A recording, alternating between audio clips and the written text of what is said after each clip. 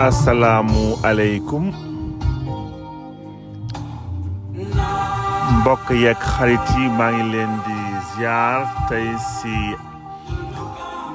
talaata ji di 7 mai 2024 amaat mbégte indil leen seen éphéméride yi nar ko articulé si ñeenti xew-xew démb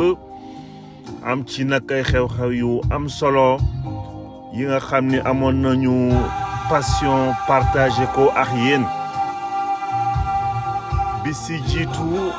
di transfèrement école William Ponty jëlee ko Ndar yóbbu ko Gorée dinañ ñëw ci ay jaar-jaaram wante loolu mi ngi xewe woon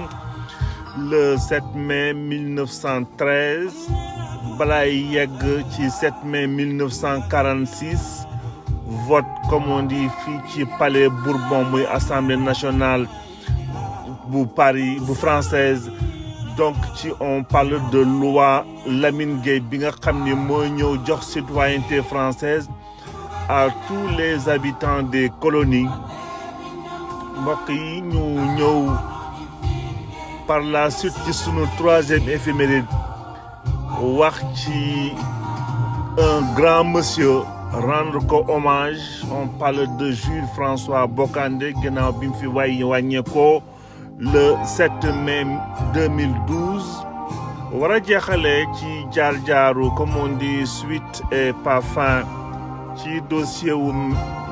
kii di Cheikh bi di Cheikh Béthio Thioune ginnaaw Sénégal tey lañ ko ñàkkoon le 7 mai 2019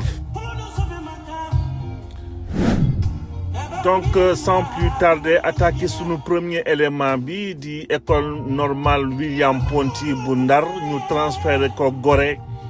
école bi nag ñoo ko créé woon d'abord en 1903 donc mu doon fonctionner d'abord en tant que école des fils de chefs et des interprètes bu ñu waxee école des fils de chefs et des interprètes nag bien entendu tubaab bi bëggoon nañu toujours former ñi nga xam ne ñu leen di yóbbu gunge leen ci diwaan ya wante aussi fils de chef donc on va former des cadres yi nga xam ni ñoom ñooy ñëw jël le relais aussi c'était une façon d'être créer une certaine proximité entre ñoom ak ñi nga xam ni nangu woon nañu seen allégeance donc lii moo taxoon d'ailleurs ku mel ni Bouna Albouri ñu formé ko woon foofu ci école des fils de chef ak yeneen kilifa donc la plupart ci ay cadres yi nga xam ni ils sont formés dans cette école donc pour ñëwaat rek ci école William Ponty bi donc ñu ni donc pour la plupart de former ay instituteurs ay médecins ay cadres AOF ak i plus tard ay nombreux ministres ak chefs d'État de gouvernement ñu mel ni kii di Félix Houphouët-Boigny jaar na fa kii di Modibo Keïta mbaa Hubert Magan mbaa Mathias Sorgo mbaa Amani Diori ba ci Mamadou Dia ak Abdoulaye Wade jaar nañu ci école bi di école William Ponty ginnaaw aussi jaar-jaar yu mu am yu bëri ci ay transfèrement école bi yi ci ëpp d'ailleurs tey c'est des ruines bu fekkee rasé wuñ ko définitivement mu yóbbu ñu ci sunu deuxième élément bi ñoo ngi jëm ci 1946 ci vote loi Lamine Gueye ci assemblée nationale française bi nga xam ni moo waroon a ñëw jox citoyenneté française à tous les habitants des colonies donc Lamine Gueye waxoon nañu ay jaar-jaaram jaar ci SFIO ak i président assemblée nationale et tout ñëw rek ci cadre loi bi nga xam ni ñoo ngi ko voté le 7 mai 1946 accord de citoyenneté française aux ressortissants de l'empire colonial ndaxte déjà ba à partir de 87 écrasante majorité population bi ñoo ngi leen soumettre ce qu'on appelle à l'indigénat mais li ci gënoon a metti mooy injustice bi ñu doon subir injustice bi nag ce n'était ni plus ni moins impôt on parle d'impôt de capitation bi nga xam ne daawoon nañ ko fay waroon a engagé wu ci armée ci ay statut yi nga xam ne wuute nag statut yeneen citoyen yi wante li ci gën a metti aussi mooy ñu war leen juger ce qu'on appelle dans des tribunaux indigènes.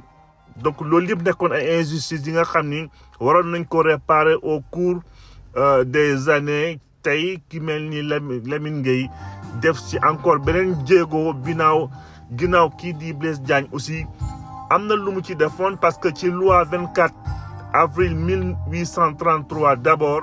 ci la ñu accordé woon lii di citoyenneté française ñëpp ñi nga xam ni on parle des habitants libres jóge woon Ndar. Par la suite ñu étendre ko ci Gorée Rufisque ak Dakar. Donc ñu mujj woon bénéficier des mêmes droits que les citoyens de métropole. Wante donc en 1915 1916 ci la yooyu amoon malgré reconnaissance de citoyenneté boobu au niveau des 4 communes illégalité bi continue de traitement bi ñu waroon ko continuer di ko combattre ba ci assemblée générale constituante bi 25 avril 1946 ci la loi Lamine Gueye ñëwoon donné joxe citoyenneté française à tous les ressortissants on parle carrément de l'empire colonial. Donc noonu la ko kii di Blaise Diagne réussir woon ci loi bi nga xam ne bi ñoo ngi ko voté woon encore une fois le 7 mai 1946. Donc Lamine Gueye ci jaar-jaaram nekkoon maire de Saint-Louis de 1925 à 1927, de Dakar 1946 1961 nekkoon koo xam ne kii liggéeyoon na lu bëri contre les injustices. Sunu troisième élément yóbbu ñu ci hommage bi nga xam ne bii namoon nañ ko tey rendre ce grand monsieur de la nation sénégalaise qui dit Jules François Bocandé ginnaaw bi mu fi wàññeekoo le 7 mai 2012. Jules François Bocandé ci ay jaar-jaaram aussi entre autres bu ñu fàtte que un moment donné nekk fédération sénégalaise de football demoon na ba ñu mujjee woon ko dàq complètement ci football sénégalais radié ko ci forcément ci ay comportement ci jaar-jaar ci jamono boobu bi mu continuer nag di football amoon ay réussite yu am solo particulièrement ci à l'international. Sénégal waroon na dem am ay rencontre yu mu waroon def war qualifié ci Caire 86 noonu la ñu demee jëli Jules François Bocandé ci contexte boobu ñëw annuler sanction yi ñu tegoon ci moom ginnaaw commencé woon a def ay résultats yu am solo parce que déjà kii di Jules François Bocandé ba mu jógee Casa Sport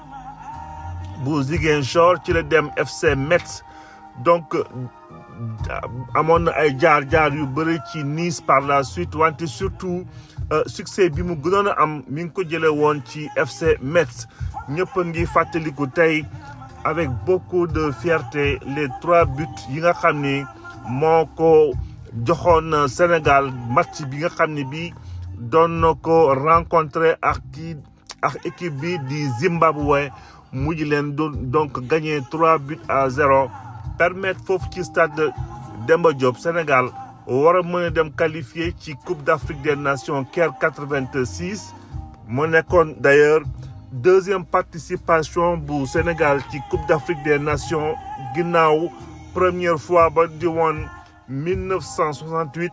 foofu ci Éthiopie. Donc Jules François Bocandé c'était un grand leader mais aussi beaucoup de générosité dans son art en soi parce que boo ko doon gis nu mu doon collaborer d'ailleurs avec ses coéquipiers même fii à l'international tu sentais beaucoup de générosité de sa part même bu fekkee amoon na sa fougue et sa fermeté ci gis-gisam àdduna. La preuve d'ailleurs ni mu ñëwaatee ci équipe nationale bu Sénégal wàccee boppam indi expérience am teg ko ci table bi war ko partager avec ses petits frères yi nga xam ni jël nañu relève bi par la suite. Donc c'est un grand monsieur. wax fii ay jaar-jaaram sûrement dinañ fi yendu mais on avait voulu quand même marqué tey sunu hommage modestement à cette personne, comme on dit, un grand monsieur de la nation sénégalaise di Jules François Bocandé. Sunu dernier éphéméride yóbbu ñu ci jaar-jaar yi tey ci cheikh bi ginnaaw 6 mai 2019 lañ ko mujjee woon condamné moom ak ay taalibeem cheikh bi forcément boobu bi koy condamné déjà nekkoon en contumace ndax feebar bi ko daboon foofu mujjee woon finalement tey wàññeeku fi ci 7 avril bi ci 7 mai 2019 ñu bëggoon ko rendre aussi hommage ci benn façon parce que indi na beneen coppite yu am solo ci màggalum Touba indi ay diggante Touba ak màggal Touba tout ce qui est événement religieux mouride indi ko ci beneen dimension ci beneen niveau